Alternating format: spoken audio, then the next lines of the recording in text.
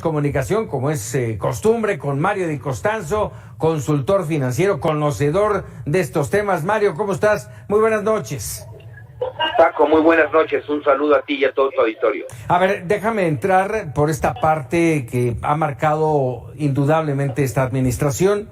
No se contemplan nuevos impuestos, no habrá aumentos a los vigentes, lo cual, déjame decirlo, es plausible. Pero, ¿qué implica? Sí, mira, efectivamente, como lo menciona, pues lo que pasó ayer en la Cámara de Diputados, pues se me hace un grave acto de irresponsabilidad por parte de los diputados de Morena y sus aliados. ¿Por qué?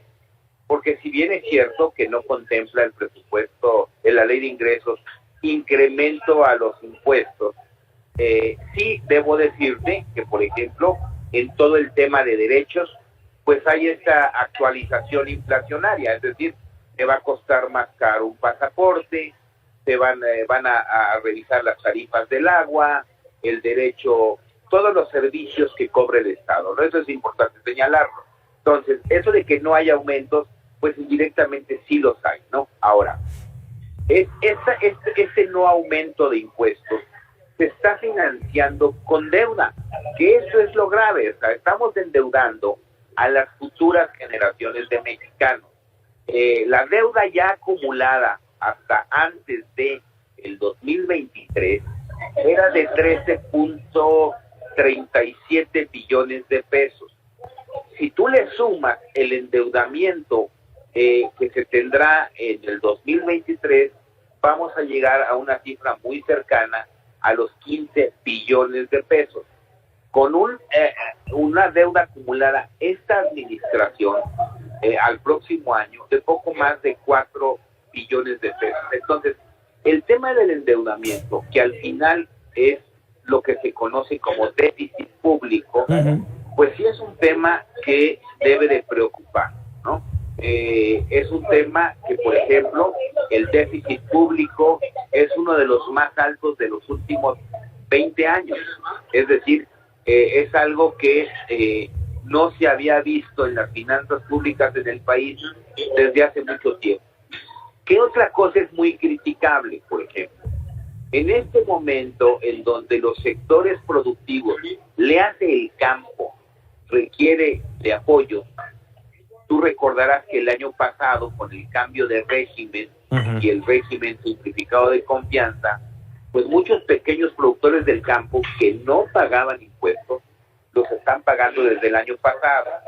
Luego entonces, era una oportunidad para arreglar este tema, y más ahora que pues lo que se requiere en este país es producir alimentos para que no suban tanto de precio.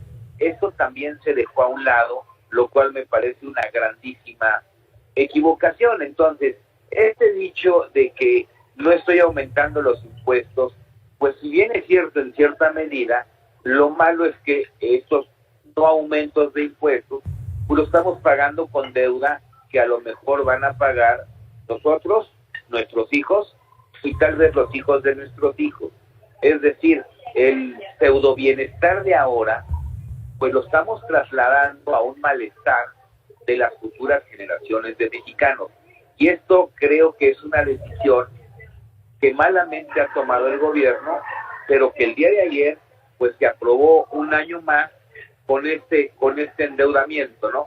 Que además se traduce en que en unos días más que se discuta el presupuesto de egresos de la Federación, pues ya el costo financiero, los intereses que se pagan por esa deuda, pues evidentemente alcanzarán para 2023 una cifra muy cercana, muy arriba o ligeramente arriba del billón de pesos. Entonces, sí estamos viendo que, como en una familia, cuando tú ingresas menos de lo que gastas, pues lo que te está faltando lo financias con deuda, te das cuenta, con la tarjeta de crédito, ¿no? Claro. Y la tarjeta de crédito, si no la pagas, pues te va comiendo. Oye, pero bueno, además, evidentemente faculta a Petróleos Mexicanos, a la Comisión Federal de Electricidad, a adquirir endeudamiento. Sí, totalmente. Y como nos preguntamos muchos, ¿no? Bueno, a ver, si nos vamos a endeudar para tener inversión, para tener más carreteras, para tener más puentes, para tener más hospitales, dices tú, bueno, a lo mejor se justifica, pero el problema es que el endeudamiento no ha sido para eso. El endeudamiento ha sido, pues, para cubrir el faltante de programas que no han bajado la pobreza, programas que más bien tienen tintes de electoreros o caprichos presidenciales, pues como un aeropuerto que además vamos a tener que subsidiar, ¿no? O para construir o pseudo construir universidades en las que a los egresados no les pueden dar sus títulos porque evidentemente no están reconocidas, ¿no? Entonces, la deuda ni siquiera está teniendo una contraparte que genere productividad, que te genere generaciones más preparadas, que te esté abatiendo la pobreza, porque paradójicamente hay más pobres, hay 8 millones más de pobres en México, hay más gente sin acceso a la seguridad social. Entonces te preguntan, o nos preguntamos muchos, ¿qué caso tiene incurrir en más endeudamiento si no lo estamos viendo en una fracción, en una contraparte productiva, ¿no? Que es esto que creo que nos debe de llamar la atención y a muchos legisladores les dio. Y un último punto, Paco, que también está construido sobre bases irreales, ¿no? Esta economía, la economía mexicana, no va a crecer 3%. No lo digo yo, lo dice el Banco de México, lo dice el Fondo Monetario Internacional, lo dicen de los áreas de estudios económicos de muchas agencias, de los propios bancos. ¿Y qué consecuencias tiene el que no crezcamos? Y la consecuencia primera es que no vamos a recaudar los impuestos que estamos pensando recaudar, porque las empresas van a vender menos, porque va a haber menos trabajo. Y eso tiene mucha implicación para las entidades federativas, porque si no recaudan lo suficiente, no se genera la bolsa para que les repartas a ellos el tema de participaciones, ¿no? Entonces se genera una cadena nociva que seguramente las entidades federativas lo vieron en el 2019 y en el 2020.